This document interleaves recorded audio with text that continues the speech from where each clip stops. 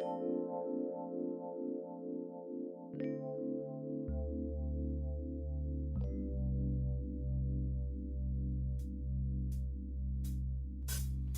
an autism awareness angel, making sure my wings protect the different, the stranger than. I'm an autism awareness angel. It's good, cause I'm cool with the unique behavior. I'm an autism awareness angel. Will you accept me? Cause I accept you.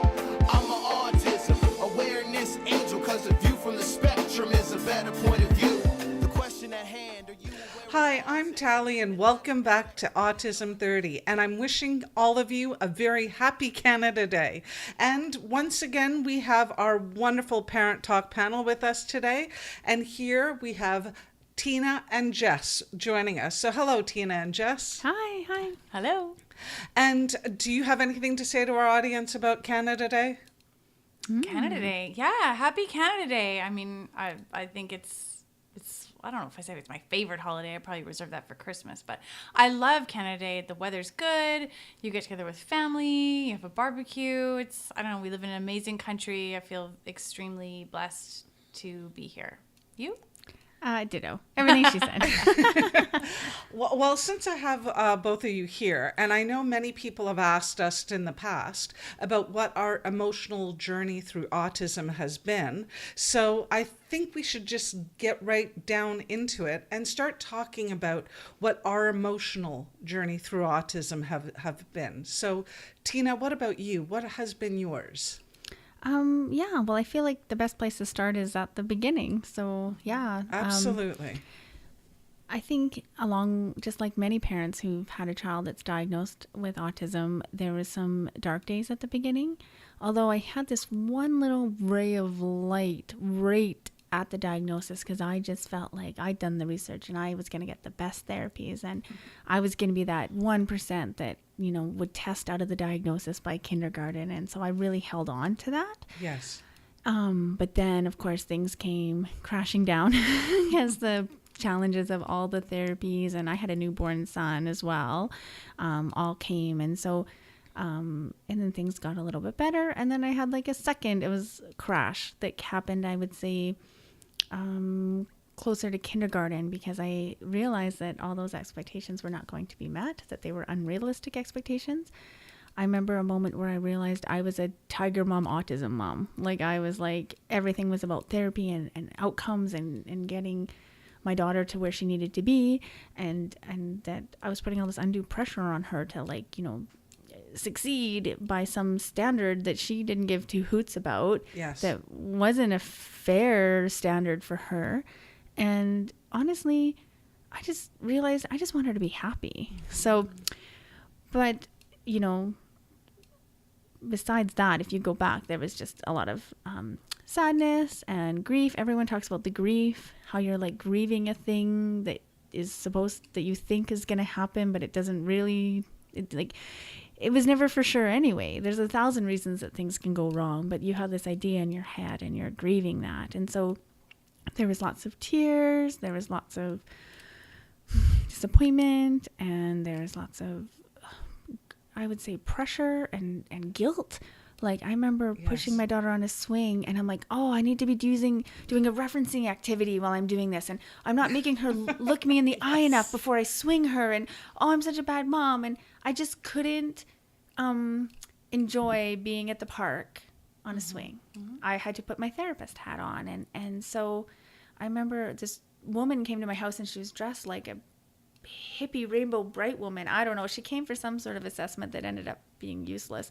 But I remember she said to me, like, two things. One thing she said to me is, this is the hurricane years. And I've used that to help many families get through, like, forget autism. Just like when your kids are young, she's like, this is when you're broke, you have no money, you have no sleep, you have no friends, but it will pass. And so that was helpful.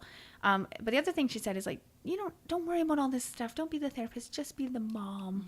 Mm-hmm. And I remember, maybe this theme comes up a lot when I want to punch people in the throat, because I also want to punch her in the throat. And there's another story later where I want to punch someone in the throat. But I just really bugged me, because at that point in my time, like, I had a consultant who was kind of going off the rails, and I had a speech therapist that I had to like change course with, and I had all these different kinds of therapies I was managing, and like, things were falling through the cracks, and I had to be the one that made it all happen. And like, so for her to tell me just be the mom, it was just like, that's not even possible, lady. Like, you don't understand my existence. So it almost made me want to shut her off and not listen at all. Yes. So yeah, I was probably an interesting person to live with as a spouse in those days. A lot of wild ups and downs, but definitely the like quote unquote dark times that maybe people feel, I definitely experienced those. And I think you're saying very common stories that many of us can go through. But what about you, Jess? It's funny because I also had someone say, you don't need to be a therapist, you just need to be a mom. And my reaction to it was the opposite. I was like, oh, thank God. Because I was not a good therapist. I don't even know if I was a good mom, but at least I just felt like somebody gave me permission to not have to be at the park therapizing my child through play and creating positive and quote typical social interactions. It was like, this is ridiculous, the amount of pressure I was putting on myself. So I had a different reaction, and maybe it's who it came from, and I can't even actually remember who said it to me, but somebody said to me, but you're not the therapist, you're the mom. You don't have to do that. And it was like permission to let go of some of the pressure I had been putting on myself. But to rewind a little bit before that, you're not the therapist, you're just the mom story. The diagnosis for us was, I don't want to be dramatic here, but it was very traumatic.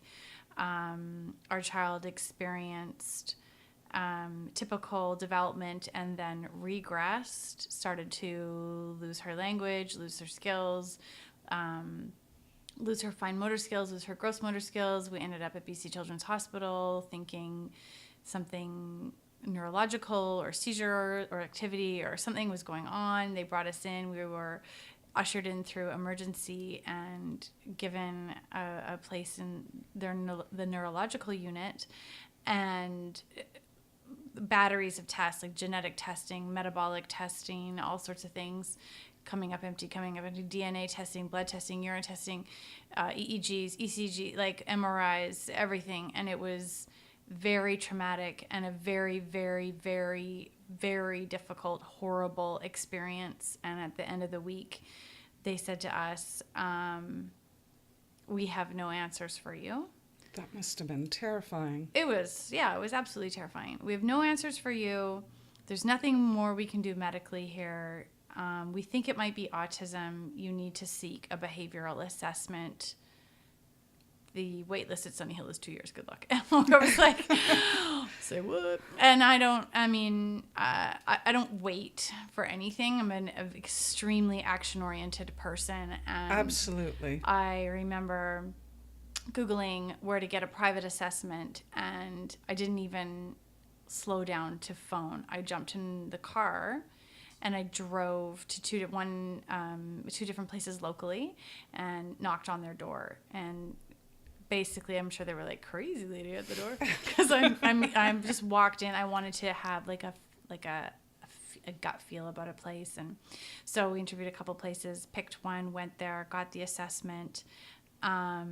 I just remember feeling very out of body, and the whole thing seemed extremely surreal that it was happening, and I'm trying to get my head around it. And I think you used the word dark days, and that's, I look back now and I feel very sorry for the person who I was, because I was in a fog, not even feeling my feelings. That came later as a tidal wave, a bit later, but that whole like time around the diagnosis was numbing and surreal in the worst of ways, which I can just imagine when you're going through something traumatic. And I'm sure I really did have PTSD after it, because I did not handle things well. Then came the tidal wave of all of the reaction and the emotion to everything that had happened. Yes. And then came depression and feelings of extreme anger and unfairness. And I'm looking at this exceptionally beautiful, wonderful child and feeling like what happened and what's going to happen. And so it was like fear and anger and, insult on injury and injustice and all of these feelings boiling around inside. And they lasted what felt like, in hindsight, is not a long time, but when you're in it, every day is a month, and every month is a year, and it just feels like forever. And my husband actually kind of started to feel better before I did, and that didn't make me go, oh, you're feeling better, you're right, I should feel better too. That just made me feel worse, because I was like, I cannot get through this, I cannot get past this, I cannot heal. And it was just a mixture of confusion and why me, and pity for myself, and anger at the world, and just depression, really. And it was the really darkest of times. Like, I would never want to go back, except for to give my then self a hug and say, it's going to be fine, and not in the way that you think. Because what I would have wanted to hear is, it's going to be fine because it's all going to go away and go back to normal. Mm-hmm. And if I had, the hindsight me now, I could go back and be like, it's going to be fine and you're going to be fine, I would have been like, oh, because it's all going to go back to normal. And if anything other than, oh yeah, it all goes back to normal, nothing would have appeased me. If I just gone back in time now and said, it's going to be fine because you're going to come to this place and this is how it's all going to nut out, I would have been like, no, you don't get me, get lost. So it just was like, it was a dark and hard time, and I couldn't see my way out of it, or talk my way out of it, or feel differently. I just had to be in that place until I wasn't. So yeah, absolutely. Well, I'll put it this way: I think both of you are recounting stories that millions of us across the world have gone through, in the sense of the feeling of hopelessness, fear, confusion, depression, sadness, but with hope also at some point. I know for those of you that want to hear in detail about my journey, you can listen to my first podcast, which was dated April 2nd, 2015, which was an awful long time ago, which I go into in detail. But speaking on that moment about way back in the beginning, I know, going back in that journey, what some people have said to me, and now looking back on it, I wish really would have changed, was what bothered me is that the second you get the diagnosis or whatnot, the typical word that comes out of everybody's mouth is, I'm so sorry. Mm-hmm. As in, it's diminishing my child, as in, I have less than a child now than I did before. And what they don't understand is that within that process, as parents, I'm sure you feel the same sitting here, but throughout this journey, we still don't see our children as less. So there really is nothing to be quote unquote sorry about. If in that context, I understand the way they mean it, but it's the look of poor you automatically, and not because at that moment you want a certain amount of hope to look forward to. You don't only want to hear the doom and gloom from quote unquote professionals, because they're the ones supposed to be knowing better. If that makes sense. I gotta say, I was in a really dark place, and I liked the I'm sorry. I felt like we had been given a horrible blow, and there was a time where I held on to how hard my life was, and I wanted everyone to understand how hard my life was, and that made me a martyr. Like, I was not sleeping, I was working full time, I was managing this team of therapists, I was doing everything for my daughter, and that was my only, self-respect. And so I took that I'm sorry, your life is so hard, and I get that, and I held on to that. But it's now I totally see why most people in the community hate we should never say that I'm sorry, and I totally get that.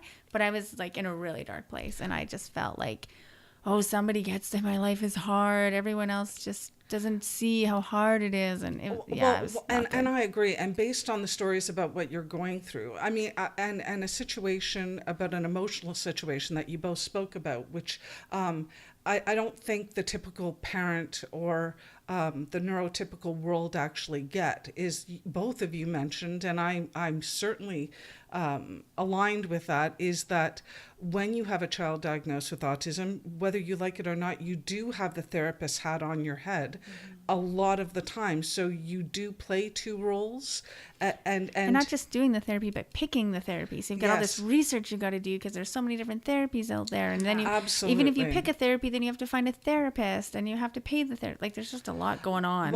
And I'll reiterate, Tina, your point in the sense that, and I think I mentioned this in a newsletter, is that what people don't understand is that with the diagnosis doesn't only come the diagnosis. It's also, you have to, in my opinion, almost go back to a mini university and relearn to be a therapist, learn to do research on different therapies, learn to be an accountant to manage the financial aspects, which goes along with that, which if you get any other health diagnosis, you don't really need to do. You need to know governmental policy in relation to your therapy, and you also need to know what your rights within the community. And here's the kicker: know how to access all of these services, which aren't necessarily handed to you in a book, in a platter, to all the parents. So And marriage counselor. Like I Absolutely. feel like probably the three of us are quite lucky. We have such great husbands, but there's a lot of parents out there where like the parents, each of the spouse, if they're in a 2-spouse household, manages the stress of the diagnosis very Absolutely. differently, and the diagnosis and the day-to-day, and has different approaches. And so, and we've talked about that on a previous podcast. And I think so. There's that whole other aspect. It's not just your emotional journey. It's your child's emotional journey. Yeah. It's your parents' emotional journey. It's your husband or wife's emotional journey. You're just dealing Absolutely. with all these journeys, and everyone's like colliding, and they've got all the feels, and And you sometimes they can't don't even match. have the awareness of that, how you're showing out. Like my husband came to me and he said, like you are not handling this well. You need to talk to somebody. He's like, you think you're handling this and you're not. And I was not receptive to that news. I was like, whatever. And so, but what it took is that one of my daughter's therapists, who we had grown closer to, and she was in our household very frequently, several times a week. And she came to me and she said, I'm worried about you. I think you need to talk to somebody. Mm-hmm. And that's when I was like, oh, like, and I honestly thought I was managing very well, like sort of hiding my depression and anxiety and all of the things that were related to my daughter's diagnosis. And I didn't want to hear what my husband had to say about it, because I just thought he was too close to the situation, didn't really get it, and we were handling it so differently. Okay. I thought it was some, not sour grapes, but just almost like a toss away comment, like one of those like passive aggressive, like, you need to see therapy because you're not. And I was like, whatever. And then and so when this person came and said, I'm worried about you, I think you need to talk to somebody, I was like, oh, like, it's so, like, I know I feel bad, but I thought I was masking that, and apparently I'm not. And you want to know what? I'm really happy that we're mentioning this too, because I know in Canada there's a big push to understand quote unquote mental illness, in the sense that to speak about our feelings and how things affect us, and depression, where it's nothing to be ashamed of, and to take away that stigma. So the fact that we're mentioning it here, as in, you know what, difficult circumstances might involve the needing for help, and there's nothing shameful in wanting to access help for yourself, because I know as a parent, especially having a child with special needs, is we have a tendency to put our children's needs first and ours on the back burner to look after our children, which doesn't necessarily do our children in the end any good if we're not fully functional. So I completely appreciate and value the fact that you're telling the listeners out there that if you need help, there's no shame in getting it, and it will make you a better parent to your child. Because I can attest from myself, for the two of you, you're awesome parents, regardless of what you Wow. say. You're right. But you know, you're handling what you need to handle, which is amazing. So thank you. Yeah. Well, I think we should talk about maybe anything that happened sort of in the throes of the bad days that we want the listeners to know, and then maybe we can end on like what made it better, which for me included the therapy. But Same. does that sound? Yeah. Well, I know one of the things, and I think I've mentioned this before, is one of the beautiful things that has happened in my life through autism is you learn really quickly who are good people and who aren't, and who are tolerant and who are not, and who are your true friends and who are not. Because I know through our journey, you know, you meet people who are not necessarily accepting of a child with special needs, and they don't want your child to go to any more functions with those other children, and they've been your friends for years, and all of a sudden your child isn't included anymore, and then you hear talk in the background going, but I want my child to hang around with a normal child, and then you all of a sudden, I mean, I put it this way, had I known that years ago, I wouldn't have included them in my life, but the fact that those people are no longer in my life is actually a good thing, because I actually know where they stand. And as a result of my child, I would say that my life has become more authentic in the sense that the people who are in my life now, I know, are good, honest, ethical, moral, tolerant, accepting, and compassionate, and the people that you want to I know if I'm in a dark time now that I can fall and there will be somebody to catch me, where before I wasn't certain of it. Well, I thought I had it, but obviously I didn't, and it became very, very apparent to me. So That's a good point. that's if you're talking about an emotional journey, and I mean, losing friends was emotional, but when We found better I ones. was gonna say Exactly. those aren't friends. I had the same. I lost a friend, but I look back now and I think, was this person really a friend? Like, in the sense that, like, she was super fun to hang out with and great energy, and we enjoyed a lot of the same things, and I had good memories and tons of fun. And then heard through a mutual friend that she kind of smack talked my daughter and me, and I like picture the rage. Right? I was just like, oh, I hear you. And so I was like, wow, okay, she's dead to me. And that was it. Yep. And I literally never spoke to her again. I sent her an email saying, we are no longer friends. Ciao. And that was basically it. And so, but I actually look at it like you said, like, well, all the better. Like, you're Yes. clearly not a true friend if this is what you'll say about me and my family behind my back. So later. And I agree. I feel like the people that are in my circle now are people who are going to stand beside you and behind you, and, you know, and all, whatever the right analogies are for support. But, you know, like, I think you do get it, because when you have a special needs child, you don't have time for BS. Yes. And I think you naturally are going to gravitate to people you can be real with and who have your back and you have theirs. Absolutely. Now, I know when I speak about my friends that I have now, I mean, they have allowed me to really be in an authentic place, as we discussed, which has made my life more positive and more hopeful as well on my journey.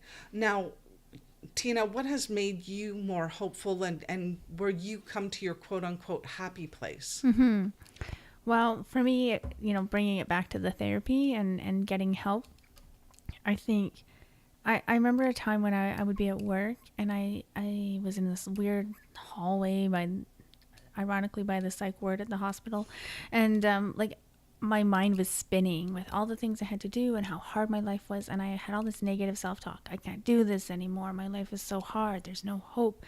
My daughter's never going to live alone. My daughter's never going to have a job. My daughter's going to be with me forever, and all these things. And so I realized that I probably needed some help, and I knew about CBT from before. So CBT stands for Cognitive Behavioral Therapy, and it's a kind of therapy that's different from sort of what you see on Hollywood when people go to a shrink and they just lie on the couch and tell them their problems and they say, time's up, see you next week. It's all about sort of challenging the self-talk, and there's different kinds of CBT for if you're dealing with depression or anxiety or hoarding or OCD. But for me, it was really an anxiety-based one. And so, those automatic thoughts that pop into your head, they're not really true, but they feed that ongoing anxiety. They feed the beast. And so it's about deconstructing those thoughts, recognizing them, challenging them, and converting them to more true thoughts. So it's not, I can't do this anymore. It's hard, but I am doing it and doing pretty well at it. And I'm going to continue to do that because I love my family. And it's not just life is hard. It's like, yeah, life has its challenges, but being able to recognize that other people have their challenges too, because there came a time where I needed everyone to know that my life was way harder than theirs. So my doctor, who, it's really funny, had the exact same last name as me, so it was like Mrs. Bob goes to see Dr. Bob. But anyway, she kept challenging more and more deeper beliefs. And sometimes she challenged things that were like, do not go there zones. Like she challenged, is your life harder than other people? And at the time I was like, well, don't take that away. That's I'm a martyr. Like that's how I get my self-esteem. Like I can't accept that other people have a hard life. And so she helped me work through all those things and actually made other people in my life do some form of CBT, and it really helped them too. And the hardest one that we never quite got a solution to was the thought that I wish she didn't have autism. I never really got to a more positive spin on that negative automatic thought. But what I did get to is two realizations. Number one was kind of sci-fi related, which is like when you think about alternate, there's a lot of like Star Trek episodes where like, or movies. I think there's one in the subway where like she misses the subway. Sliding doors. Yeah. So Love it's it. like one thing in your life changes everything else, right? Yes. And so I don't know if my life would be better if my daughter didn't have autism, because the friends that I've made, the growth that I've seen, the appreciation I have for small successes, like maybe I would have been a very lonely woman, a working mom, not connected. Like, I don't know. I just do not know. And I was able to, through that sort of thought exercise, recognize that like has been lots of positive things that have come in our life. And so I felt a lot more blessed. And so feeling blessed was something that hadn't been in my life for a long time. And so that really helped me quite a bit. And I guess the second thing is just the good thing about CBT is there is some homework. So maybe some people shy away from homework, but by challenging those beliefs, I'm kind of a scientific-y kind of person. And so once I see that something isn't true, then it just really becomes my personal truth. And then the automatic thoughts just shut off, and they weren't automatic anymore. And, I find that someone can tell me, oh, other people have hard lives too, or, yeah, you're doing a good job, or, oh, this is positive in your life, or that is positive in your life. But if you don't feel it from yourself as your own truth, it comes across patronizing, especially when people would say like, oh, it'll get better, it'll get easier. In my darkest time, I'd be like, you don't know. Like, don't tell me that, because you don't know. You don't know my daughter. You don't know how little progress she's been making. You don't know blah, blah, blah, blah, blah. But through the therapy, I was able to say like, yeah, well, there has been small changes, and I could feel myself, and I could see myself that it was slowly getting better. And so to me, that made it my own truth. And then I was in a happier place. Yeah. And you want to know what? I actually completely understand that, because of the fact that I remember when my child was newly diagnosed, I went to an autism conference downtown. It was like an international autism conference. And I was sitting there in the lecture, and I heard the woman who was in the movie The Autism Musical, which is out there. I think it's a common autism video that a lot of people have seen. And I remember at the conference, she stood up and said, I'm so happy my child has autism, and went on and on and on about, she used to have this massive career and blah, blah, blah, but she's changed all that and her life is happier. And I remember looking at her thinking, I've just given up my job, I've just done this, that, and the other, and I'm swamped with this. And I looked at her and I thought, woman, you're nuts. Like, what are you on about? Crazy. And those were my thoughts. But as I said now, like, I get where she's coming from. Like, I get it now. So when you're talking about the work that you've gone through, I can completely understand and relate. So what about you, Jess? Yeah, me too. I mean, it's funny. I would have, watching that woman too, and I've been like, lady, you're nuts, right? Or just really thought, oh, her life must be so different than mine. But I remember having an epiphany, and as all epiphanies come to me, I'm either in the car or in the shower. And this one was in the shower. And thinking like, wow, my life's purpose has just become really, really clear. I've always been a very driven person, and I wouldn't have found the work that I do now if my daughter wasn't autistic. I wouldn't have landed in the job that I have now, working with special needs kids. So to me, I can kind of see where that woman was coming from. Of course, back in the very dark days, I would not have agreed with her. I'd be like, this is the worst thing that's ever happened to me in my life. And now I play that game with myself. Like, if my situation was different, what would I be doing right now? Like, would I be happier, less happier, the same? It's obviously impossible to know. But what I always land on is, no, I don't think I would be happier because I'm not unhappy. And I would have killed to know that several years ago around our time. Like, I would have killed to know that future me is not unhappy. In fact, future me is actually very happy. And I did not think that was possible. I remember feeling like I'll never laugh again. I will never feel carefree enough to even laugh. And of course that's not true, but that's how it felt. And I firmly believe it sounds maybe hyperbolic now. But I think if you think that, you underestimate depression. And I was having, panic attacks and a wide range of anxieties and things and depression. So I remember feeling I will never laugh again. And I did, and it actually didn't take that long to get there. But then laugh felt like an escape. Like, well, now I can only laugh if I'm able to escape my actual real life. Like, if I put my real life aside, then I could feel glimpses of happiness. But me today can go back and say, no, your real life doesn't have to be put aside.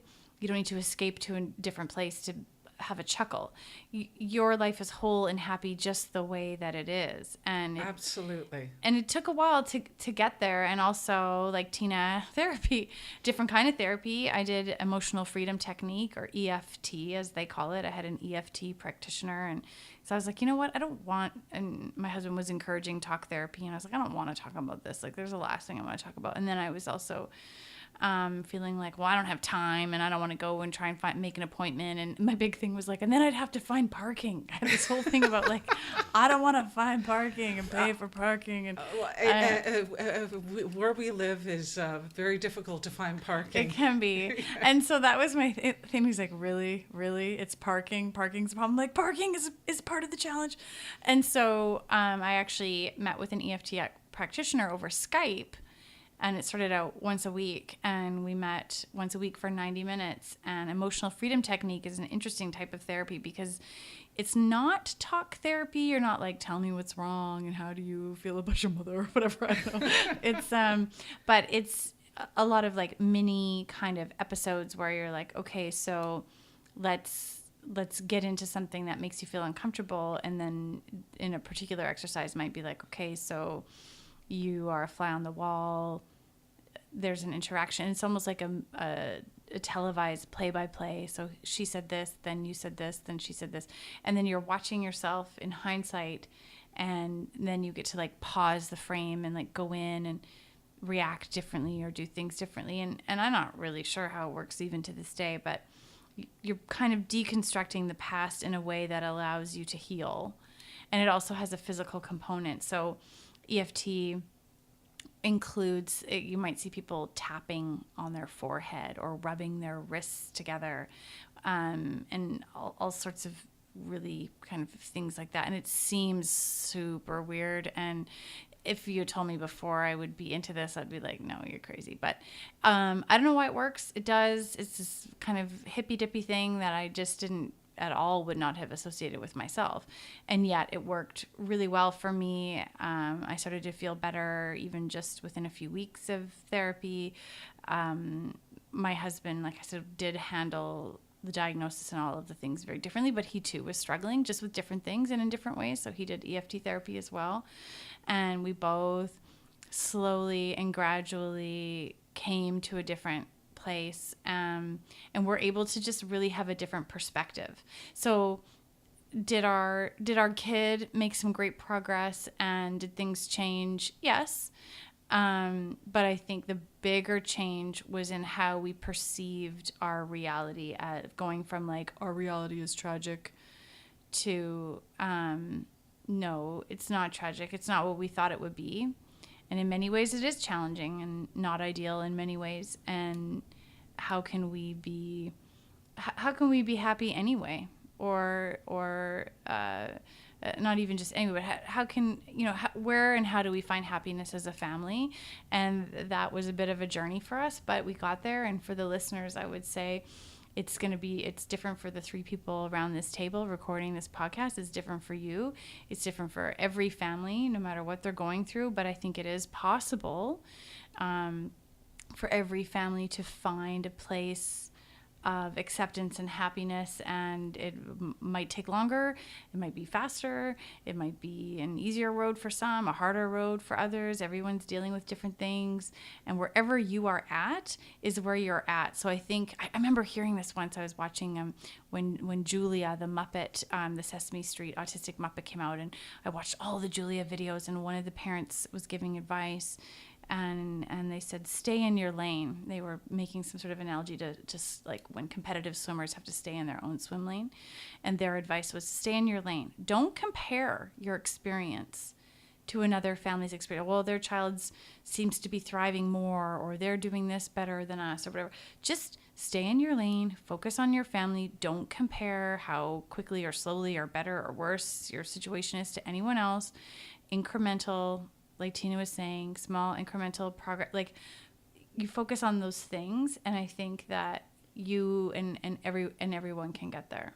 Absolutely. And I think you've explained that really, really well. And what I also like and valued is, yes, we all have different coping mechanisms, and everyone out there will find their own. But there have been great suggestions here for various coping mechanisms. But I can attest to the fact that all three of us sitting here are in a far more joyous state than we were from the very beginning. But we all beginning. have bad days. Like, I think we need to mention that, like, we're not all like sunshine and rainbows. And like, I have days where it's like, it's hard today, and I'm mad today, and I'm frustrated today, and I wish things were different today. And absolutely. Yeah. Oh no, there's no question. Absolutely. And I don't want the listeners to ever feel, if they're in a dark place now, or they're in a good place, and some days they're in a bad, like, don't add that to your list of things to feel bad or guilty about. Right. You've got a lot going on, and some days are just tough, and some days kind of suck for whatever reason. Mm-hmm. And so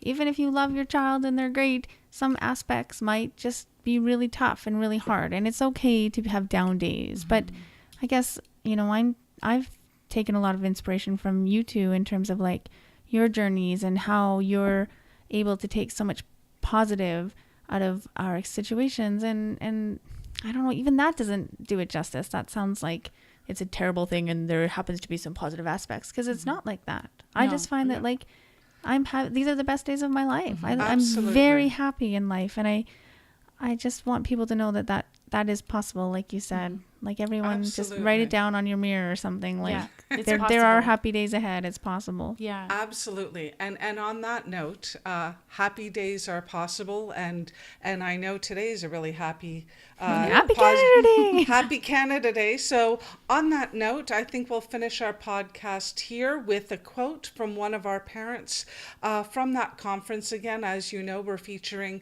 our audience's definition of what would you like the world to know about autism?